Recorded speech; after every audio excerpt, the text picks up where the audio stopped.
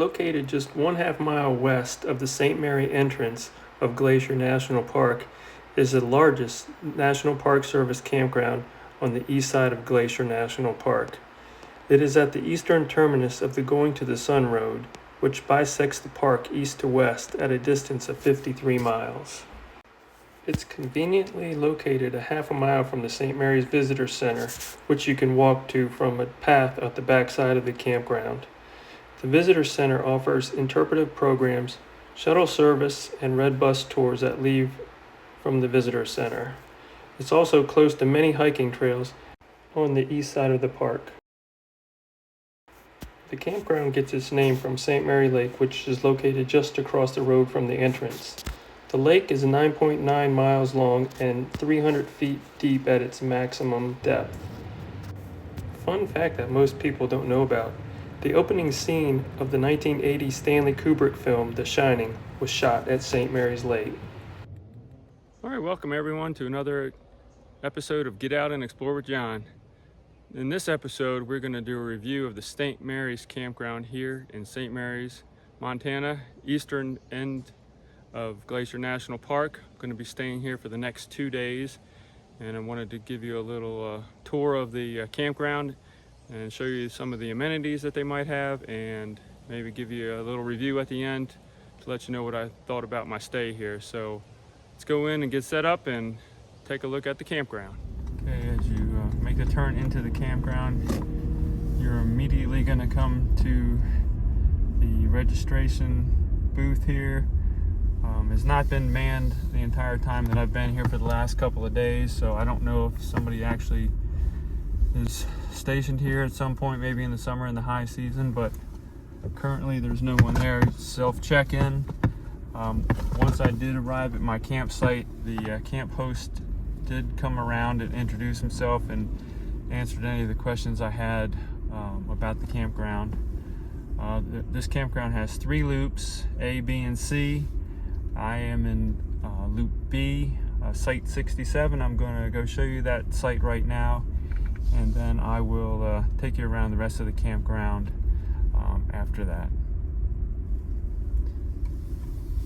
The camp host is right here on the corner as you come in. Is site A50, and this is loop B coming around. I've driven around all 3 loops here in the campground. They're all very similar. Most of the sites are pull-through sites, as you'll see when I get up to my site.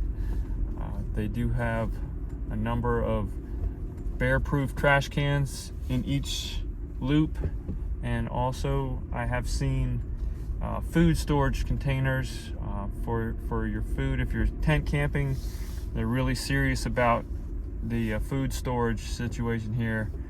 Here comes one of them up here on the left-hand side. They just really are really adamant about the food storage because of the bear situation here. We're very close to the park, or we're in the park, and the grizzlies and the black bears do come down here from time to time, so they're trying to minimize that. So we're going to be coming up on my campsite here in just a moment. Yep, right here, B67. And as you can see, they're all pull-through sites, or most of them that I've seen are pull-through sites. So, all right, let me give you a little tour of my campsite here at St. Mary's. I'm in site B67. Like I said, most of the sites that I've seen all have a little loop like this, pull through. So if you have an RV, you can just pull through. There's room for probably 2 or 3 cars. I think there's a 2-car limit at each site, but you come back in here, you got a pretty decent picnic table here, fire ring, tent site also. It looked like most of the sites were pretty much surrounded by vegetation, which does help with blocking some of the wind. It's been very stormy the last 2 days, and the wind has been whipping pretty good, so you are exposed here, but this does help some. So just give you an idea of the look of the site here. Also, I've noticed that most of the sites that I've driven past have water at the site. So this is the water spigot here. I think they recommend you to do your dishes at your campsite, so that's pretty convenient. There's no electricity, but there is water here. No sewer. There is a sewer dump site up at the entrance. I'll show you that in just a second, but that's my campsite, B67.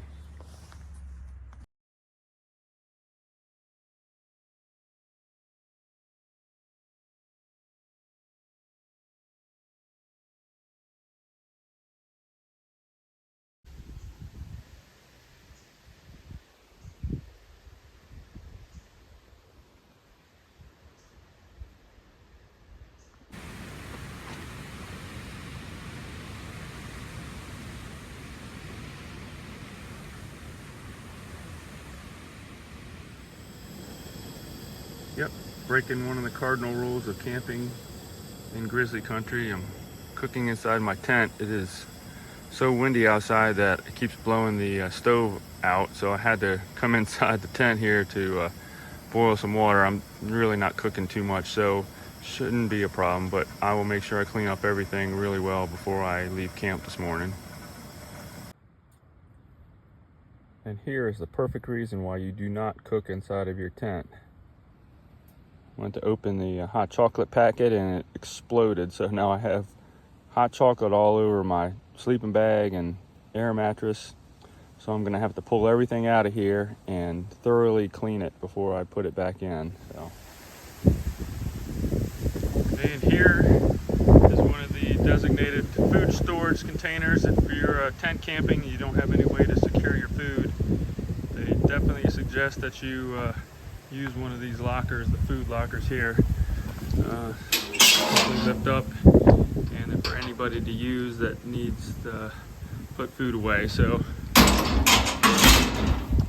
again, be safe and use them for sure. All right, well, here's one of the bare trash cans that they have. There's a number of those in each loop here at the campground, so just so you know, they're very serious about trash storage and food storage, so make sure that you use the designated trash cans for any waste.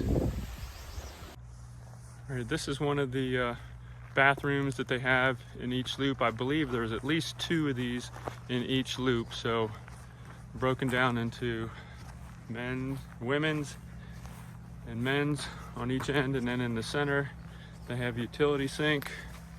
It says not to do your dishes in here, but the camp host told me to go ahead and do my dishes here. I'm not sure what the correct protocol is, but that's what I did. I'll give you a quick look inside the bathroom here. Nothing special, but we'll take a quick look. So, yep, standard bathroom. At least they do have electric, so I was able to charge my phone and some of my other electronic equipment, so that's nice. I'm just gonna take you for a ride around the rest of Loop B here to kind of give you a little bit better lay of the campground here. See what's out here. Like I say, most of the sites look like they're pull through. Most of them look like they have water. There's a Class A right here next to me, so you can bring some big stuff in here, or you can do tent camping like I did. So wide range of people in here. Nice views of the mountains. Like I said, we're down here in this valley. We're fairly exposed to the elements here, but it's pretty quiet and peaceful here, that's for sure. There's a number of sites that are empty. This is mid-June, and I'd say maybe half of the campground is full at this point, but yeah.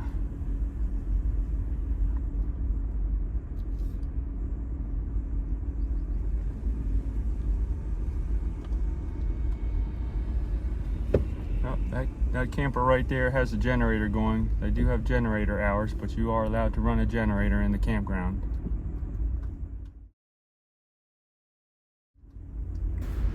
Reservations for St. Mary Campground can be made on recreation.gov 6 months in advance, and I recommend you making the reservations as early as possible, as they do fill up during the high season.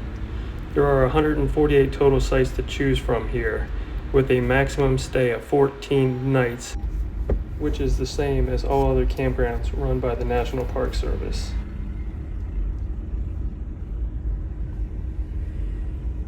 Okay, let's head over to Loop A and check that out. That's where we're going to find the showers, and I believe there's an amphitheater over there. Okay, so I was wrong. Loop A is the one down by the river. This is actually Loop C that's going to have the showers and the amphitheater. So we'll drive around here so you can take a look at Loop C.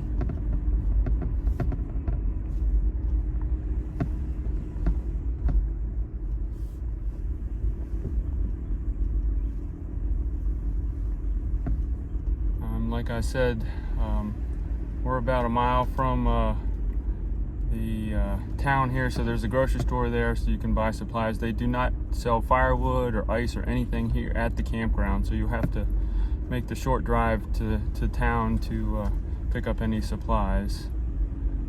The guy that just waved there a second ago, he's the camp host, really nice guy, helped me out with any questions I had. So if you have any issues, go see the camp host. They're very helpful here.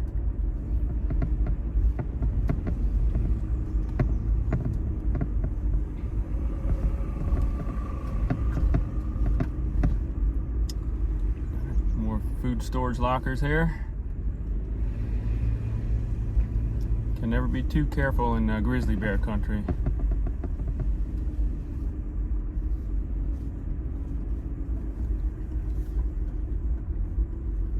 Okay, here's the regular bathhouse that they have in Loop C here. This looks like they're working on it right now, cleaning it and resupplying it. So they do that every day here. So very clean facilities. I will give them that. I was pleased to see that.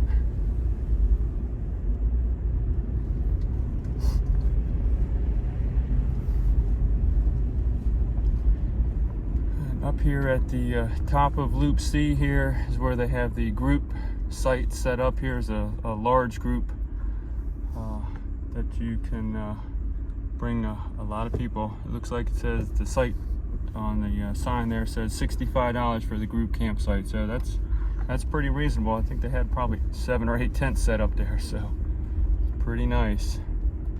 I definitely think you get the best views from the Loop C up here at the top of the campground. If anybody's been here before, let me know in the comments down below where you think the best views are. And then here are the shower facilities. So I'm gonna pull over and give you a quick look at that.